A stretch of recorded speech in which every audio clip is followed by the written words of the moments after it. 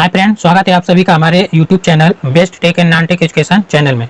दोस्तों, इस समय उत्तर प्रदेश में डेंगू के मरीजों की संख्या काफ़ी तेज़ी के साथ बढ़ रही है और प्रेजेंट टाइम में उत्तर प्रदेश में डेंगू के मरीजों की संख्या इतनी ज़्यादा हो गई है कि उत्तर प्रदेश के कई हॉस्पिटल ऐसे हैं जहाँ इन मरीजों को भर्ती करने के लिए बेड ही नहीं मिल रहे हैं। इन मरीजों के अच्छे प्रकार से इलाज हो सके, इसके लिए कई अस्पतालों में नए वार्ड बनाए जा रहे हैं जिसमें सिर्फ डेंगू के मरीजों का ही इलाज हो रहा है। दोस्तों, वार्ड बनाने का मुख्य कारण यह है कि जो डेंगू है वो एक संक्रमण बीमारी है, यानी कि अगर किसी डेंगू संक्रमित व्यक्ति का सही समय पे इलाज अगर नहीं हो पाया तो यह बीमारी जो है एक व्यक्ति से दूसरे व्यक्ति में फैल जाएगी। और अगर इस तरह से बीमारी फैलती गई और इन मरीजों का सही तरह से इलाज नहीं हो पाया तो एक समय ऐसा आएगा जब संक्रमण इतना ज़्यादा बढ़ जाएगा कि यह जो है एक महामारी का रूप ले लेगा, जैसे कि दोस्तों कोरोना वायरस का हुआ था। तो दोस्तों, फिलहाल डेंगू में तो इस तरह की चीज़ें नहीं होंगी क्योंकि इसका जो इलाज है वो बहुत ही सस्ता है और पूरी तरीके से पॉसिबल है। लेकिन दोस्तों, इससे अगर इनका इलाज सही समय पे नहीं हुआ तो काफ़ी ज़्यादा जो यूपी की जनता है वो इससे पीड़ित हो जाएगी और उनको जो है इस बीमारी का सामना करना पड़ेगा। तो दोस्तों, आखिर ये डेंगू है क्या? आखिर ये किस तरह की बीमारी है? कैसे ये इतना तेज़ी के साथ फैल रही है? क्या यह किसी वायरस के कारण होने वाली बीमारी है? इस बीमारी के होने के लक्षण क्या क्या हैं? अगर डेंगू किसी व्यक्ति को हो जाता है तो उससे कैसे बचा जा सकता है? और यह बीमारी किसी व्यक्ति के शरीर पे कितना प्रभाव डालती है? क्या डेंगू के कारण किसी व्यक्ति का फेफड़ा खराब हो सकता है? क्या लीवर खराब हो सकता है? या उसकी मानसिक स्थिति खराब हो सकती है? या ऐसा भी हो सकता है कि इससे किसी व्यक्ति की मृत्यु भी हो सकती है? दोस्तों, ये सारे सवाल हैं जो डेंगू के बारे में हमारे मन में दौड़ते रहते हैं। तो इस वीडियो में हम लोग इन सारे सवालों का जवाब जानने का प्रयास करेंगे। तो दोस्तों, चलिए हम लोग जानते हैं कि आखिर ये डेंगू है क्या, ये किस तरह की बीमारी है। तो दोस्तों, डेंगू जो है एक संक्रमण बीमारी है, यानी कि संक्रमण के द्वारा होने वाली बीमारी है। मतलब कि अगर यह किसी व्यक्ति को डेंगू की बीमारी हुआ है तो इस व्यक्ति से किसी दूसरे व्यक्ति के अंदर यह बीमारी फैल सकती है, इसीलिए इसको संक्रमण कहा जाता है। अब दोस्तों, मान लीजिए कि कोई एक व्यक्ति है जिसको डेंगू का बुखार आ रहा है और कोई दूसरा व्यक्ति है जो बिल्कुल स्वस्थ है, और जो स्वस्थ व्यक्ति है वो डेंगू के व्यक्ति के पास जो है रह रहा है, उसके साथ खा रहा है, पी रहा है, और डेंगू का जो मरीज है वो छींक रहा है, खांस रहा है, तो क्या इससे स्वस्थ व्यक्ति को डेंगू हो सकता है? तो इसका जवाब है नहीं। इन सारी चीज़ों से एक स्वस्थ व्यक्ति को किसी दूसरे संक्रमित जो डेंगू से संक्रमित है उसके संपर्क में आने से जो है यह बीमारी नहीं फैलती है, बल्कि इस बीमारी के फैलने का मुख्य कारण है एडीज मच्छर। ये एडीज मच्छर ही क्या होता है कि जब एक संक्रमित व्यक्ति को काटता है और फिर यह दूसरे किसी स्वस्थ व्यक्ति को काटता है, तब यह बीमारी जो है संक्रमित व्यक्ति से दूसरे जो स्वस्थ व्यक्ति में फैल जाती है। डेंगू बीमारी है वो डेंगू वायरस के कारण होती है और यह वायरस मुख्य रूप से 4 प्रकार के होते हैं। पहला जो होता है DENV1, दूसरा जो डेंगू का वायरस होता है वो DENV2 होता है, तीसरा जो डेंगू का वायरस होता है वो DENV3 होता है, और चौथा जो डेंगू का वायरस होता है वो DENV4 होता है। दोस्तों, ये अलग अलग प्रकार के डेंगू के वायरस है। जब ये अलग अलग प्रकार के डेंगू के वायरस मनुष्य के शरीर में प्रवेश करते हैं तो एक अलग अलग स्टेज के जो डेंगू बुखार है उस बीमारी को ये जन्म देते हैं। दोस्तों, भारत में यह बीमारी बरसात के समय में या बरसात के समाप्त होने के कुछ महीनों के बाद तक इसका संक्रमण जो है बहुत ज़्यादा रहता है। जैसे जुलाई से लेकर अक्टूबर तक का महीना ऐसा है जिसमें भारत के लोगों में डेंगू का संक्रमण बहुत ज़्यादा देखा जाता है। तो दोस्तों, आखिर ये फैलता कैसे है, चलिए इसके बारे में हम लोग जान लेते हैं। देखिए दोस्तों, मान लीजिए कि कोई एक व्यक्ति है वो डेंगू से संक्रमित है, उसको डेंगू बुखार आ रहा है और हमने आपको पहले ही बता दिया कि ये एडीज नामक मच्छर से फैलता है। तो मानिए कि कोई एडीज मच्छर है जिसने इस संक्रमित व्यक्ति को काट लिया। तो जब एडीज मच्छर इस संक्रमित व्यक्ति को काटता है तो वह इस व्यक्ति के खून को जो है चूसता है अपने अंदर। तो चूंकि संक्रमित व्यक्ति में डेंगू वायरस पहले से मौजूद होता है और जैसे ही मच्छर इसके ब्लड को चूसता है तो व्यक्ति के शरीर से जो डेंगू वायरस है वो एडीज मच्छर के अंदर चला जाता है और यह वायरस मच्छर के शरीर के अंदर इसका विकास होता है। और जैसे ही यह मच्छर किसी दूसरे स्वस्थ व्यक्ति को काटता है तो इससे क्या होता है कि जो मच्छर में डेंगू वायरस जो फैला था यह वायरस सीधे स्वस्थ व्यक्ति के शरीर में चला जाता है। इससे क्या हुआ कि एक व्यक्ति से दूसरे व्यक्ति के शरीर में जो है यह बीमारी ट्रांसफर हो गई, इसीलिए इसको संक्रमण की बीमारी कहा जाता है। दोस्तों, यह जो बीमारी है वो व्यक्ति के अंदर जब वायरस चला जाता है तो उसके 3 से लेकर 5 दिनों के अंदर पूरे शरीर में जो है यह डेंगू का संक्रमण फैला देता है। अगर 3 से लेकर 5 दिनों के अंदर संक्रमण नहीं फैलाता है तो अधिक से अधिक 10 दिन का समय लगता है, जिसके अंतर्गत यह जो डेंगू वायरस है वो व्यक्ति के शरीर में पूरी तरीके से फैल जाता है। उसके बाद उस व्यक्ति में जो है डेंगू के लक्षण दिखाई देने लगे। यह डेंगू बुखार मुख्य रूप से 3 डेंगू बुखारों में से किसी एक प्रकार का हो सकता है, जिसमें पहला जो डेंगू बुखार है वो है क्लासिकल डेंगू बुखार, दूसरा जो डेंगू बुखार है वो है डेंगू हेमरेजिक बुखार जिसको DHF कहते हैं, और तीसरा है डेंगू शॉक सिंड्रोम बुखार जिसको DSS कहते हैं। तो दोस्तों चलिए अब हम लोग यह जान लेते हैं कि अगर किसी व्यक्ति को डेंगू बुखार हुआ है तो हमको कैसे पता चलेगा कि उस व्यक्ति को डेंगू बुखार हुआ है। तो दोस्तों जैसे ही किसी व्यक्ति को डेंगू बुखार होता है तो जो उस व्यक्ति की बॉडी है वो कुछ संकेत देने लगती है। अगर इन संकेतों का हम लोग एनालिसिस करें तो हम लोग यह जान सकते हैं कि इस व्यक्ति को डेंगू बुखार है। जैसे इसके कुछ लक्षण है, जिसमें पहला लक्षण यह है कि व्यक्ति को ठंडा लगता है और उसके बाद अचानक उसको बहुत तेजी के साथ बुखार आ जाता है। सेकेंड लक्षण उसके यह है कि जो व्यक्ति का सिर है, जो व्यक्ति की मांसपेशियां हैं और जो व्यक्ति के जो हड्डी है, इसमें काफी तेजी के साथ दर्द उत्पन्न होने लगता है। तीसरा इसका रीजन यह है कि जो मनुष्य की आंख है उसके पिछले हिस्से में काफी तेजी के साथ दर्द होता है। चौथा इसका रीजन यह है कि व्यक्ति काफी कमजोरी महसूस करने लगता है, यानी कि व्यक्ति को धीरे धीरे कमजोरी होने लगती है और उसको जो है भूख नहीं लगती है, बार बार जो है उसका जी मिचलाता है, ऐसा लगता है कि अब उल्टी हो जाएगा। अगला जो लक्षण है वो यह है कि जो व्यक्ति का शरीर है उस पर लाल रंग के चिकत्ते निकल सकते हैं। इसके साथ ही व्यक्ति कुछ भी खाता है तो उसको जो है खाने में कोई स्वाद ही नजर नहीं आता है, यानी कि उसको जो खाद्य पदार्थ है वो अच्छा नहीं लगता है, ऐसा लगता है कि सब फीका फीका है। दोस्तों ये जो क्लासिकल डेंगू बुखार है ये एक साधारण डेंगू बुखार है। अगर यह बुखार किसी व्यक्ति को होता है तो या तो अपने आप ठीक हो जाता है या नॉर्मल आप डेंगू का जब दवा खाते हैं तो 5 से 7 दिन के अंदर यह बुखार ठीक हो जाता है। दोस्तों दूसरे प्रकार का जो डेंगू बुखार है वो है डेंगू हेमरेजिक बुखार जिसको DHF भी कहा जाता है। यह बुखार पहले टाइप का जो क्लासिकल डेंगू बुखार है उससे ज़्यादा खतरनाक होता है और इसके लक्षण में पहले टाइप का जो क्लासिकल डेंगू बुखार है उसके सारे लक्षण पाए जाते हैं और कुछ इसके स्पेशल लक्षण होते हैं, जैसे कि जो हमारी नाक होती है उससे खून आने लगता है, जो हमारे मसूड़े होते हैं उससे ब्लडिंग होने लगती है।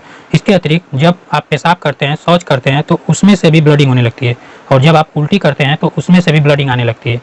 इसके अतिरिक्त जो आपकी शरीर की त्वचा है उस पर नीले और काले रंग के धब्बे निकलने लगते हैं।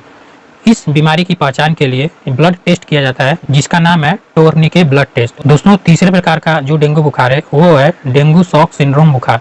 यह बुखार दूसरे टाइप का जो डेंगू बुखार है यानी जो DHF बुखार है उससे ज़्यादा खतरनाक होता है और इसके लक्षण में जो क्लासिकल डेंगू बुखार होता है और जो DHF बुखार होता है उन दोनों के लक्षण पाए जाते हैं। इसके अतिरिक्त इस जो थर्ड टाइप का डेंगू बुखार है इसके कुछ स्पेशल खुद के जो है लक्षण होते हैं, जैसे कि अगर किसी व्यक्ति को तीसरे टाइप का डेंगू बुखार है तो उस व्यक्ति में बेचैनी बहुत ज़्यादा होगी और सेकेंड इसका लक्षण यह होगा कि इसको जो है बहुत तेज बुखार होगा, लेकिन अगर आप उसकी त्वचा को टच करेंगे तो वो ठंडी होगी।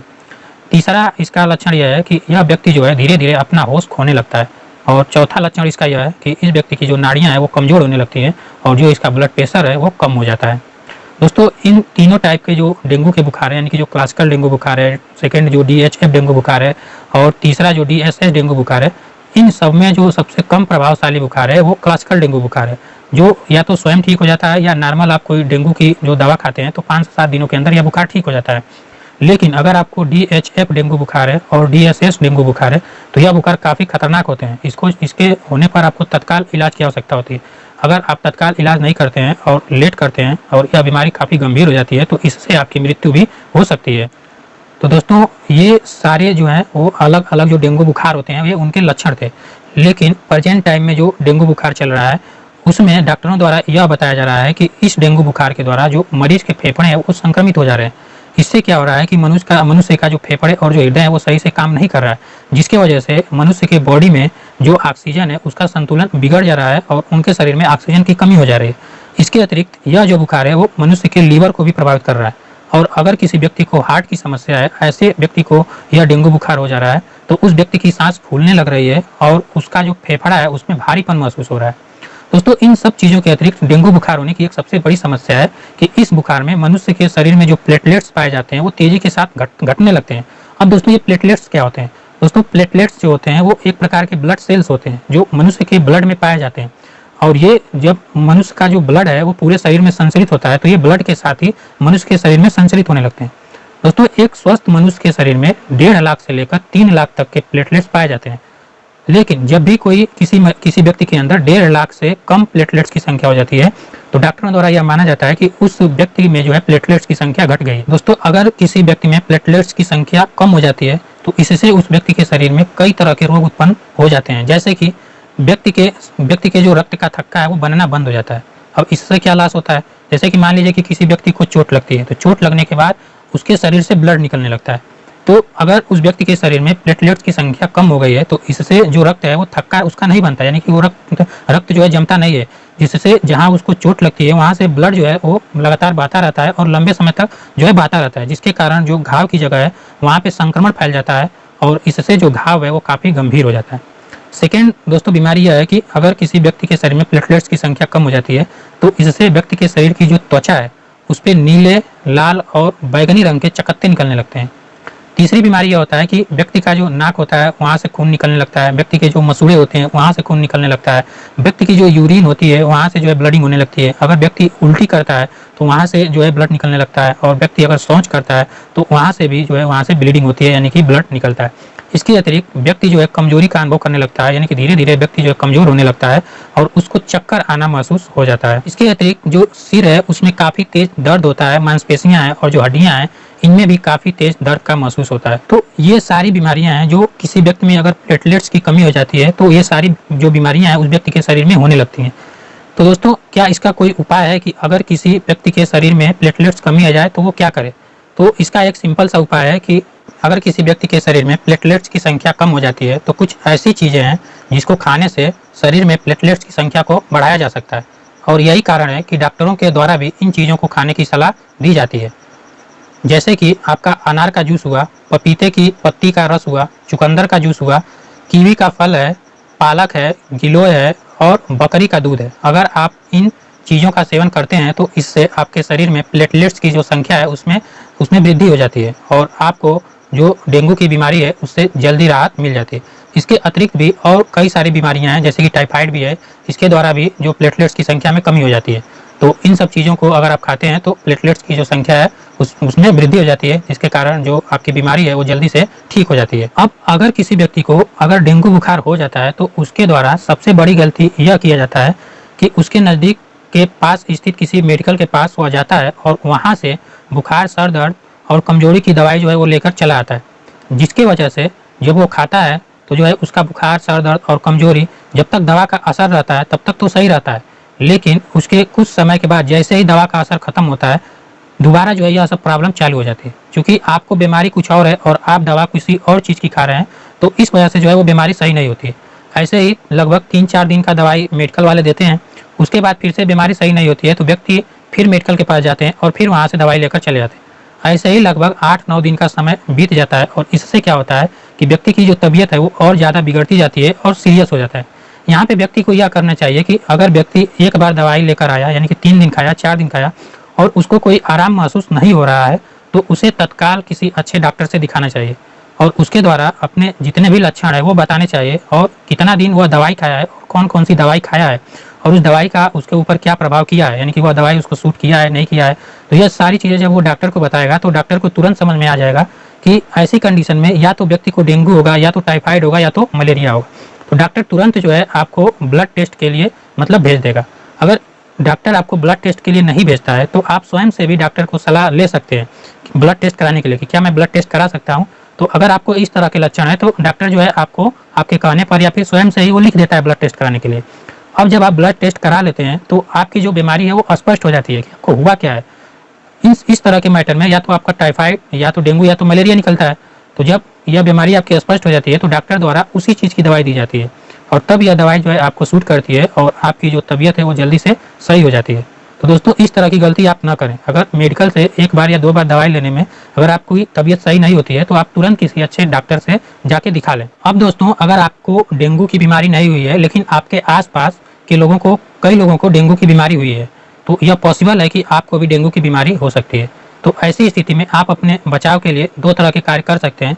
पहले नंबर पे आपको अपने आसपास मच्छर को पनपने नहीं देना है और सेकेंड नंबर पे आपको हमेशा सोते समय मच्छरदानी का प्रयोग करना है। और थर्ड, अगर पॉसिबल हो सके, अगर आपके एरिया में मच्छर की संख्या बहुत ज़्यादा है तो आप उस एरिया के नगर पालिका को सूचित कर सकते हैं और वहाँ पे कीटनाशक दवाइयों का छिड़काव करा सकते हैं। जिससे आपके आसपास जो है वो मच्छरों की संख्या कम हो जाएगी और जो डेंगू फैलने का खतरा है वो कम हो जाएगा। तो दोस्तों ये वीडियो आपको कैसा लगा? अगर वीडियो आपको अच्छा लगा तो वीडियो को लाइक करें, शेयर करें।